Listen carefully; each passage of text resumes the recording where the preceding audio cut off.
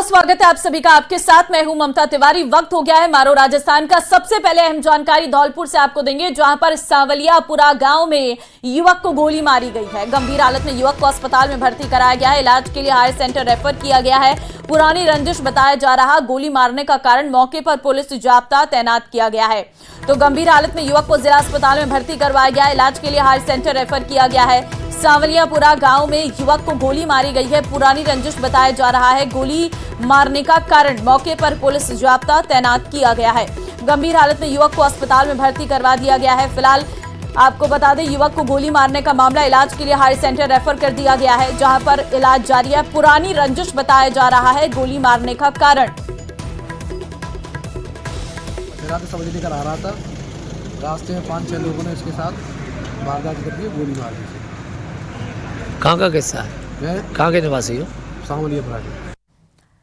बालोतरा से बड़ी खबर है। मूर्ति स्थापित करने को लेकर ग्रामीणों का धरना। बायतू उपखंड के सवाऊ पदम सिंह गांव का मामला। धरना स्थल पर देर रात सांसद उम्मीदराम बेनीवाल भी पहुंचे। प्रशासन की कार्रवाई पर जताया असंतोष। ग्रामीणों से भी संयम बरतने की अपील।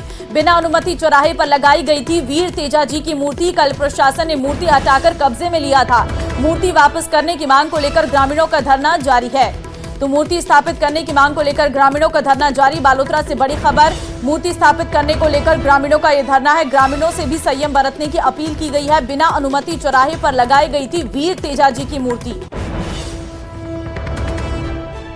कलेक्टर साहब ने आनंद फानंद में जल्दबाजी की और मामले को तूल दिया। इस मामले को बढ़ाया, नॉर्मल बात थी। और रात को जो भी हुई घटना उसका हम भी निंदा करते हैं। ऐसा नहीं करना चाहिए था। अपना खुद का गाँव है, दिन में करने से कौन मना कर रहा था? ऐसी कोई सिचुएशन थी नहीं, फिर भी कुछ लड़कों ने ऐसा कर लिया तो संदेह से बात से समाधान हो रहा था। लेकिन इनकी हठधर्मिता के कारण सभी लोगों को परेशान होना पड़ा और इस तरीके की हठधर्मिता ठीक नहीं है।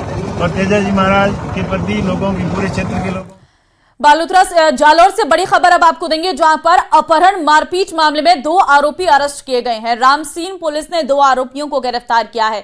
आरोपी सुरेंद्र सिंह और पृथ्वीराज सिंह को गिरफ्तार किया। 3 आरोपियों को पहले गिरफ्तार कर चुकी है पुलिस की आरोपियों से पूछताछ इस वक्त जारी है। तो अपहरण मारपीट मामले में 2 आरोपी अरेस्ट किए गए हैं। जालौर से बड़ी खबर आपको दे रहे हैं, जहां पर आरोपी सुरेंद्र और पृथ्वीराज सिंह को गिरफ्तार किया गया है। 3 आरोपियों को पहले ही पुलिस गिरफ्तार कर चुकी है इस पूरे मामले पर। अब बाकी बचे 2 आरोपी भी अरेस्ट कर लिए गए हैं। अब इन सबसे पूछताछ पुलिस की ओर से की जाएगी। मारपीट और अपहरण मामले में ये गिरफ्तारियां हुई हैं। राजसमंद के भीम से बड़ी खबर यह है कि व्यापारियों ने आज भीम कस्बा बंद रखने का ऐलान किया है। भीम बीजेपी कार्यालय के सामने धरना दे रहे व्यापारी, हाईवे के व्यापारियों को मिला व्यापार महासंघ का समर्थन। भीम बंद को दिया महासंघ ने समर्थन। गोमती भीम ब्यावर 4 लाइन से जुड़ा ये पूरा मामला है। तो भीम कस्बे को बंद रखने का ऐलान किया गया है। हाईवे के व्यापारियों को जो है वो व्यापार संघ का समर्थन भी मिला है। तस्वीरें हम आपको दिखा रहे हैं, जहां पर आप देख सकते हैं कस्बा बंद को लेकर यह प्रदर्शन साफ तौर पर देखने को मिल रहा है। और आज सुबह से ही दुकानें क्योंकि बंद देखने को मिल रही है, व्यापारियों ने आज पूरे भीम कस्बे को बंद किया है।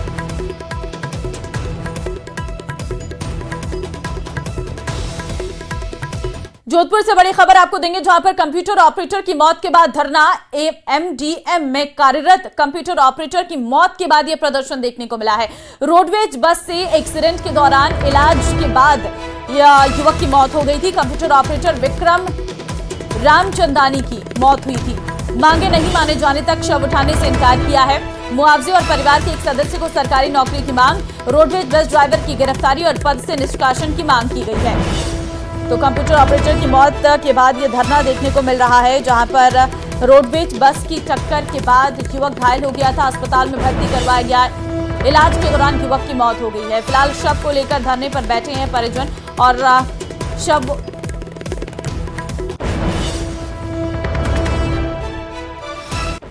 जैसलमेर से बड़ी खबर यह है कि युवक का अपहरण कर मारपीट, घर के आगे खड़ी जीप में भी तोड़फोड़ की गई है। पुलिस ने मामला दर्ज किया। लाठी गांव का ये पूरा मामला है।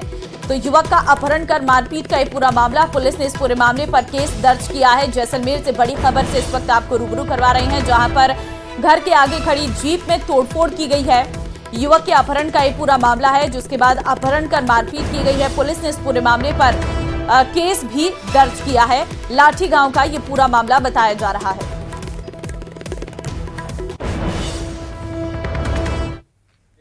मेन बाज़ार में खाद बीज की दुकान है श्री गंगानगर एग्रो के नाम से। और कल शाम को 11:30 बजे 4-5 व्यक्ति आए, जिसमें गणपत, आशु सिंह और 2-4 अन्य व्यक्ति आए, जिन्होंने मेरी गाड़ी के साथ तोड़ फोड़ की, जोरदार टक्कर मार के यहाँ से चले गए।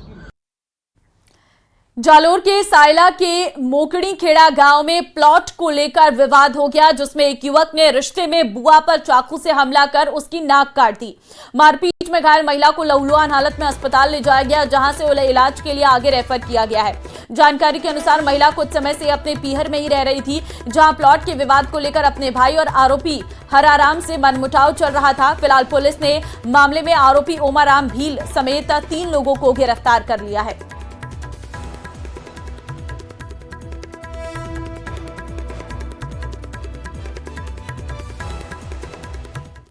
जयपुर से बड़ी खबर है, प्रदेश कांग्रेस की ओर से बड़ा प्रदर्शन आज किया जाना है। शहीद स्मारक से राजभवन तक निकाला जाएगा मार्च। कई मुद्दों को लेकर पैदल मार्च निकालकर विरोध प्रदर्शन किया जाएगा। प्रदर्शन में नेता प्रतिपक्ष टीकाराम जूली, पार्टी के विधायक और विधायक प्रत्याशी, सांसद प्रत्याशी, प्रदेश कांग्रेस कमेटी के पदाधिकारी, AICC और PCC सदस्य, जिला एवं ब्लॉक कांग्रेस कमेटी के अध्यक्ष मौजूद रहेंगे।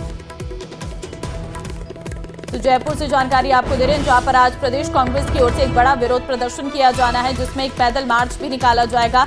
शहीद स्मारक से राजभवन तक ये मार्च जो है वो निकाला जाएगा, जिसमें कई मुद्दे उठाए जा सकते हैं और इन्हीं मुद्दों को लेकर आज ये प्रदर्शन किया जाएगा। इससे पहले कांग्रेस की तरफ से 2 बड़ी बैठकें की गई थी लगातार, जिसमें सभी जो कार्यकर्ता हैं, नेता हैं, उनको इस प्रदर्शन को लेकर जानकारी दी गई थी। संगठन को मजबूत और दुरुस्त करने के लिए जयपुर में 2 दिन तक चली कांग्रेस प्रदेश कमेटी की बैठक संपन्न हो गई है।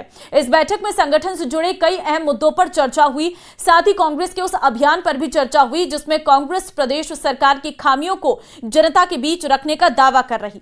देखिए रिपोर्ट।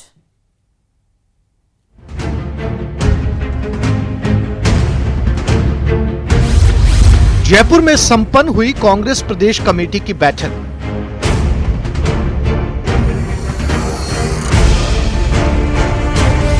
संगठन से जुड़े कई मुद्दों पर हुई चर्चा।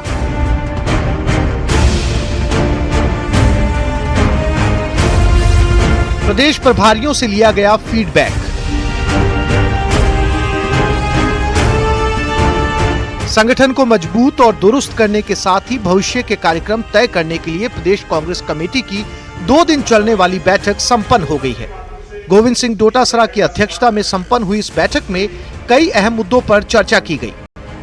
इस दौरान वहां मौजूद सभी प्रदेश प्रभारी पदाधिकारियों ने संगठन को लेकर फीडबैक दिया। प्रदेश कांग्रेस कमेटी में हमारे नेता प्रतिपक्ष जी के साथ में हमने प्रदेश के वो पदाधिकारी जो लोकसभा चुनाव के दौरान हमारे प्रभारी जी की अनुमति से बने थे, उनकी मीटिंग ली है, उनकी बातें सुनी हैं और संगठन के काम में उनको शीघ्र जिम्मेदारी दी जाएगी। जो संविधान रक्षक के रूप में हमारा अभियान 60 दिन का है, उनके प्रभारी के रूप में, और मंडल कांग्रेस कमेटी जहां नहीं बनी है उन मंडल कांग्रेस कमेटियों को हम लोग बनाएंगे। ये जिम्मेदारी प्राथमिक रूप से अभी इनको दी जा रही है। बैठक में 19 दिसंबर से शुरू होने जा रहे कांग्रेस के उस अभियान पर भी चर्चा हुई जिसमें प्रदेश सरकार की खामियों को जनता के बीच रखा जाएगा। PCC अध्यक्ष गोविंद सिंह डोटासरा ने सभी पदाधिकारियों से संगठन को मजबूत करने के लिए राय मांगी और साथ ही भविष्य के कार्यक्रम भी तय किए। आज प्रधानमंत्री जी ने जो राजस्थान का दौरा किया और योजनाओं का शिलान्यास और उद्घाटन की जो बात कही, मैं सबसे पहले कहना चाहूंगा मोदी जी से कि आज आप देश के प्रधानमंत्री हैं और प्रधानमंत्री होके भी आप झूठ बोल रहे हैं कि कांग्रेस ने ERCP को अटकाया, जबकि ERCP वसुंधरा जी ने बनाई थी। गहलोत सरकार ने इसको आगे बढ़ाने का काम किया था। 19 दिसंबर से 1 महीने तक चलने वाले इस अभियान के तहत कांग्रेस कई कार्यक्रमों का आयोजन करेगी। अब देखना होगा कि कांग्रेस इस अभियान को जनता के बीच किस स्तर तक लेकर जा पाती है। Bureau report, news 18 Rajasthan. Barmer से एक बड़ी खबर यह है कि साइबर अपराधियों की बड़ी साजिश सामने आई है। सरकारी एसएसओ आईडी हैक कर जोड़े जा रहे खाते आपदा प्रबंधन के DMIS पोर्टल से ट्रांजैक्शन रोके। बाड़मेर जिले में 3000 किसानों के बैंक खाते डिलीट कर दिए। किसानों के जन आधार में भी बदलाव किया जा रहा और करोड़ों रुपये पर साइबर अपराधियों का ये डाका देखने को मिला है। संवाददाता प्रेमदान इस वक्त हमारे साथ है फोन लाइन पे। प्रेमदान, साइबर अपराधियों की एक बड़ी साजिश सामने आई है। देखिए, बिल्कुल ये कह सकते हैं कि साइबर अपराधियों की बड़ी साजिश आई है सामने, जिसमें आपदा प्रबंधन के द्वारा जो किसान निधि का जो पेमेंट मिलता है करीब 17,000 रुपए, उस पेमेंट के ऊपर ये लंबे समय से खेल चल रहा था। जिसमें पहले क्या किया जाता था कि किसानों के खातों को डिलीट करके उसमें अपने ये ज्यादातर जो है MP के और झालावाड़ के इस साइड के जो लोग हैं वो उसमें अपने नाम जोड़ते थे और नाम जोड़ करके अपने खातों में वो ट्रांजैक्शन करवाते थे। क्योंकि ये जब चीजें सामने आई, पकड़ में आई, उसके बाद में ऐसे जो बाहर के IFSC कोड थे उन सबको ट्रांजैक्शन को रोक दिया गया। तो इन्होंने एक नया तरीका अपनाया और उसमें सबसे बड़ी जानकारी निकल के सामने जो आई है उसमें यह है कि जो जन आधार कार्ड है जिसके अंदर खाता नंबर जो जुड़ा होता है उसको चेंज किया जा रहा है और सेम किसान का नाम रखा जा रहा है और उसके अंदर खाता नंबर खुद के जोड़े जा रहे हैं। तो ये अपने आप में बड़ा साइबर अपराध है, अटैक है, जिसके माध्यम से इस तरीके का खेल हो रहा है और करोड़ों रुपए के ऊपर टाका डाल दे रहा है। अगर पूरे प्रदेश के अंदर इसकी अगर जांच होगी तो ये आंकड़ा अरबों रुपए तक पहुंच सकता है और पूरे प्रदेश के पूरे जिलों के अंदर इस तरीके की ऐसे, क्योंकि हमारे पास जो डिटेल है उसमें जैसलमेर जिले के अंदर है, बालोतरा जिले के एक ही किसान के नाम 8 जिलों के अंदर जोड़े गए हैं। तो इस तरीके से साइबर अपराध के द्वारा इनकी जो आईडी है कब से चल रहा होगा उसको हैक कर करके इस तरीके से ये खेल किया जा रहा है। कितने लंबे समय से? ये देखिए जो चीजें क्योंकि इस साल सामने आई है, इसकी शिकायत हुई जब इस साल सामने आई है।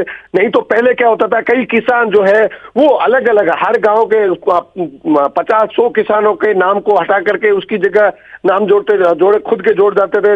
वो किसान यहाँ पर भटकते रहते थे। यहाँ से मैसेज जाता था कि उनका पेमेंट हो चुका है, लेकिन होता ये था कि उन किसानों की जगह वो लोग जो साइबर अटैक वाले जो लोग हैं, साइबर हैकर है, वो अपने खातों में इसका ट्रांजेक्शन करवा देते। तो ऐसा लंबे समय से चल रहा है। हालांकि ये पूरा मामला जब जांच होगी, प्रदेश स्तरीय जांच होगी, तब ये खेल निकल के सामने आएगा कितने अरब रुपयों का ये घोटाला हुआ है। और इसमें सबसे अहम बात ये भी है कि जन आधार के अंदर किसी भी तरीके से अपडेट करवाने के लिए कम से कम 7 दिन का टाइम लगता है और वो OTP जो खुद के मेरा मोबाइल है, मेरे जन आधार है, तो मेरे ही मोबाइल पे OTP आएगी तभी वो अपडेट हो गया। तो आखिर ये किस तरीके से खेल किया जा रहा है, ये अपने आप में जांच का विषय है और बड़ा साइबर अटैक जो है वो देखने को सामने मिला है। जी, आपकी किसी से बात हुई है, किसी किसान से, किसी खाता धारक से? देखिए, किसानों से तो लगातार किसान बाड़मेर जिला मुख्यालय पे पहुंचते रहते हैं। कई किसानों को अभी तक भुगतान नहीं हुआ है, तो वो किसान आ रहे हैं। जब वो यहाँ पहुंचते हैं तो उनके खातों को देखा जाता है। तो इस तरीके से, क्योंकि बाड़मेर में जब भी ये मामला सामने आया उसके बाद में प्रशासन ने इसके ऊपर सख्ताई दिखाते हुए जो IFSC कोड बाहर के थे, जो बाड़मेर जिले से बाहर के जो भी थे, उन सबको हटा दिया। तो उसमें करीब 3000 किसानों की सूची थी, उनको बाहर किया गया है। तो उसमें हो सकता है कुछ किसान जो है तो क्या इसमें विभाग के अंदर के भी कोई अधिकारी हो सकते हैं जिन पर एक्शन लिया जा सकता है? देखिए, इसमें सबसे अहम बात यही है कि कहीं न कहीं NIC के अंदर जो लोग बैठे हैं, क्योंकि ये जो अपडेट होता है वो वहां उसके अलावा नहीं हो सकता है। तो वहां से कोई न कोई क्लू, क्योंकि ये किसी न किसी एजेंसी के हायर करने के बाद में वो एजेंसी इसको संचालित करती है। तो संभवतः ऐसा भी हो सकता है कि जिस एजेंसी ने इस काम को छोड़ दिया तो उसके जो लोग हैं वो इसके ऊपर खेल कर रहे हैं। तो क्योंकि उनको ये सारी जानकारी होती है कि कैसे जन आधार के अंदर अपडेट किया जा सकता है, या कोई ये हो सकता है कि साइबर अटैक जो है, हैकर है, वो लंबे समय से इस तरीके का खेल कर रहा था। अब जैसे सामने आया तो वो एक नई तरीके से जन आधार के अंदर अपडेट करके वो खुद के खाता, मैं किसान हूं, मेरे जो किसान के अंदर मेरे जन आधार के अंदर एक हैकर अपना खाता संख्या जोड़ देता है और पेमेंट जो है उनके खाते में ट्रांसफर करवा देता है। तो ऐसा खेल चल रहा है। पहले सीधा किसान की एंट्री होती थी उसको डिलीट करके के नया नाम जोड़ते थे, लेकिन ये जब पकड़ में आया तो अब इन्होंने खाता जो है उसको जोड़ने की शुरुआत कर दी है। तो ऐसे में ये कह सकते हैं कि बहुत बड़े साइबर अटैक का मामला है और इसकी जांच प्रदेश स्तर पर होने पर बड़ा फ्रॉड सामने आ सकता है। जी ठीक है, क्योंकि अब जब ये इतना बड़ा फ्रॉड सामने आया है, इतनी बड़ी लापरवाही यहाँ पर सामने आई है, क्या अभी तक इस पूरे मामले पर कोई कार्रवाई की बात कही गई है? पुलिस की तरफ से क्या कहा गया है? क्योंकि साइबर टीम जो है वो लगातार इस पर नजर रख रही होगी जब ये शिकायत सामने आई है। तो देखिए, मैं आपको बताना चाहूंगा कि जैसे ही ये शिकायतें सामने आई तो यहाँ से प्रदेश स्तर के लिए जिला मुख्यालय से लेटर लिखे जाते हैं, लेकिन कोई भी अधिकारी जो है वो इस पर बोलने के लिए तैयार नहीं है। हमारी लगातार बातचीत अधिकारियों से हुई है, लेकिन उन्होंने जानकारी जरूर शेयर की है, लेकिन कोई भी बोलने के लिए तैयार नहीं, क्योंकि उनका कहना है कि ये मामला प्रदेश स्तर का है, हम ना आ रही है उसे यहाँ से लेटर ठीक है प्रेमदान, बहुत धन्यवाद फिलहाल आपका तमाम जानकारी देने के लिए। और अब जयपुर के बस्सी से बड़ी खबर है, जहां पर बेकाबू ट्रोले ने पुलिस की पीसीआर गाड़ी को ही टक्कर मार दी है। हादसे में पीसीआर गाड़ी के चालक अतर सिंह की मौत हो गई है। ट्रोले ने आगे चल रहे 2 अन्य वाहनों को भी चपेट में लिया। हादसे में ट्रोला चालक भी घायल हुआ है। राजथोक टोल प्लाजा के पास की पूरी घटना बताई जा रही है। तो तस्वीरें आप देखिए, यह है ट्रोले की हालत और पीसीआर गाड़ी के चालक अतर सिंह की मौके पर ही मौत हो गई है। पीसीआर गाड़ी की भी आप हालत देख सकते हैं, पूरी तरीके से परखच्चे गाड़ी के उड़े हैं। और ये है राजथोक टोल प्लाजा के पास की घटना। आप इस गाड़ी से अंदाजा लगा सकते हैं कि आगे से किस तरीके से टक्कर लगी है कि ट्रक का जो आगे का हिस्सा है वो पूरी तरीके से क्षतिग्रस्त हो गया है। 2 अन्य वाहनों को भी चपेट में लिया है इस ट्रोले ने। हादसे में ट्रोला चालक भी घायल हुआ है। अब फिलहाल जांच का विषय है कि आखिर किसकी गलती थी और किस वजह से यह हादसा हुआ है, जिसमें एक की मौत तक हो गई है। और फिलहाल जो है ट्रोले ने आगे चल रहे 2 अन्य वाहनों को भी अपनी चपेट में लिया है।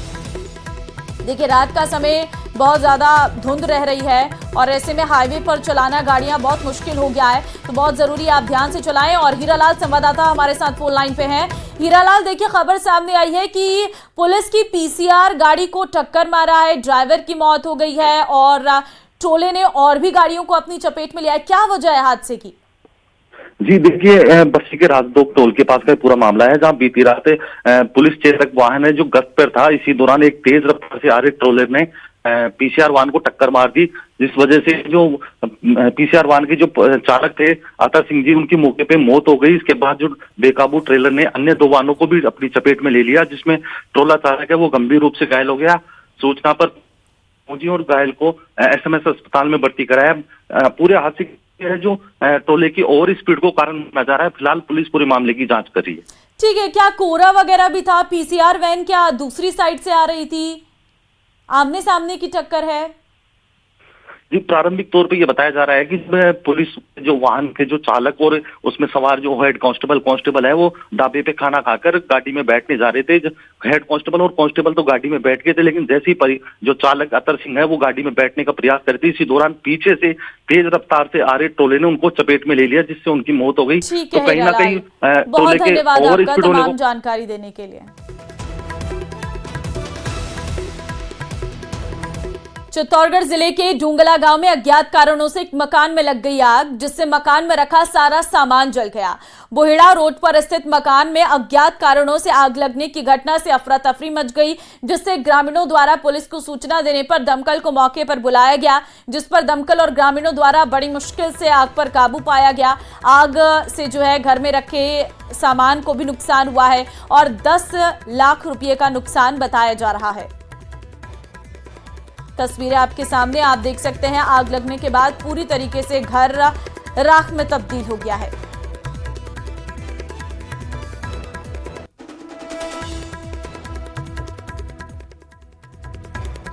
बीकानेर से बड़ी खबर है, चलते ट्रक में अचानक से आग लग गई है। हालांकि ट्रक चालक ने कूदकर अपनी जान बचाई है। जैतपुर टोल टीम और महाजन पुलिस मौके पर पहुंची है। शॉर्ट सर्किट बताया जा रहा है आग लगने का कारण। दमकल की टीम ने आग पर काबू पाया है। देर रात अर्जुन सर से पल्लू हाईवे पर यह हादसा हुआ है, तो दमकल की टीम ने आग पर काबू पाया है। जैतपुर टोल टीम और महाजन पुलिस के बीच का ये पूरा मामला बताया जा रहा है। फिलहाल महाजन पुलिस मौके पर पहुंची है। जैतपुर टोल टीम और महाजन पुलिस, शॉर्ट सर्किट बताया जा रहा है आग लगने के कारण। ट्रक की आप हालत देख सकते हैं, पूरी ट्रक में आग लग चुकी है। हालांकि दमकल ने मौके पर पहुंचकर आग पर काबू पाया।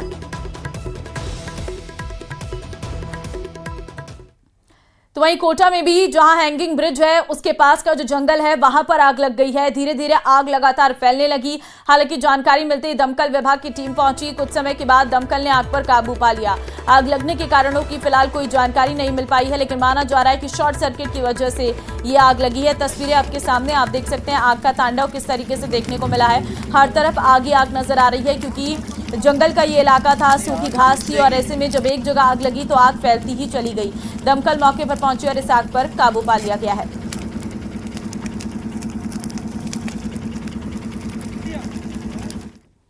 जालोर जिले की भीनमाल कृषि उपज मंडी दशकों बाद भी मूलभूत सुविधाओं की कमी से जूझ रही है। यहां जर्जर टीन शेड, टूटी सड़कें, पानी निकासी की व्यवस्था न होने से किसानों और व्यापारियों को भारी परेशानियों का सामना करना पड़ रहा है। टीन शेड की जर्जर हालत के कारण बारिश एवं मावठ में अनाज खराब हो जाता है। व्यापारियों का कहना है कि बार बार प्रशासन और सरकार को अवगत करवाने के बावजूद समस्या का समाधान नहीं हो रहा। हाल ही में स्टेट हाईवे निर्माण के चलते सड़क की ऊंचाई बढ़ने से जल निकासी की समस्या और बढ़ने की आशंका है। इस मुद्दे को लेकर ज्ञापन भी सौंपा गया है, लेकिन अब तक कोई ठोस कदम नहीं उठाया गया। यदि जल्द ही पानी निकासी और सड़कों की मरम्मत नहीं की गई तो बरसात एवं मावठ में मंडी में रखा अनाज खराब होने से किसानों और व्यापारियों को भारी नुकसान झेलना पड़ेगा।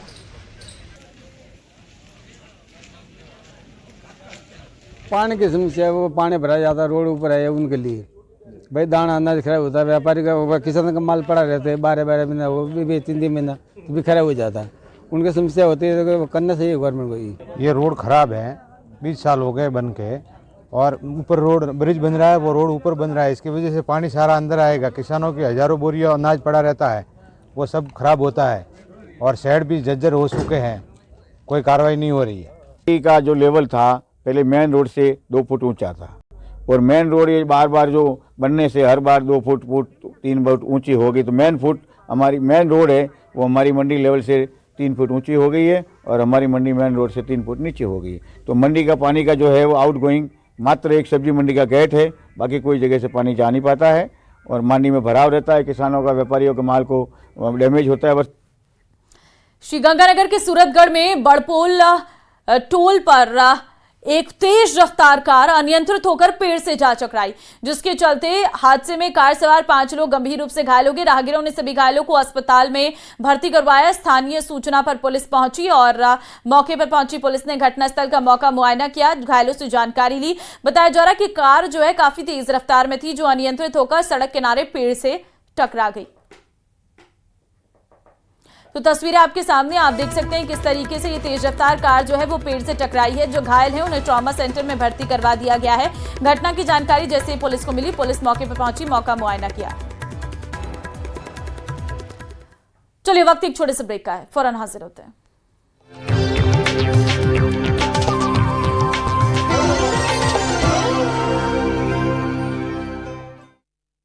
आप जामुन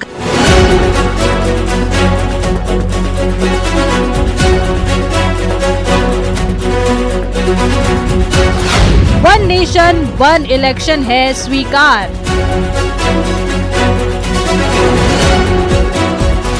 सरकार को बहुमत, बिल का बेड़ा पार।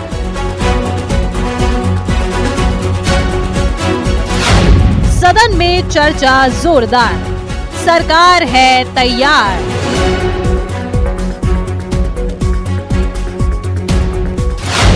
दो 2029 में होगा ऐतिहासिक बदलाव। क्या देश एक बार फिर से ऐतिहासिक बदलाव की तस्वीर देखने जा रहा है? 1967 के बाद क्या फिर से देश में होने वाले सभी चुनाव एक साथ होंगे?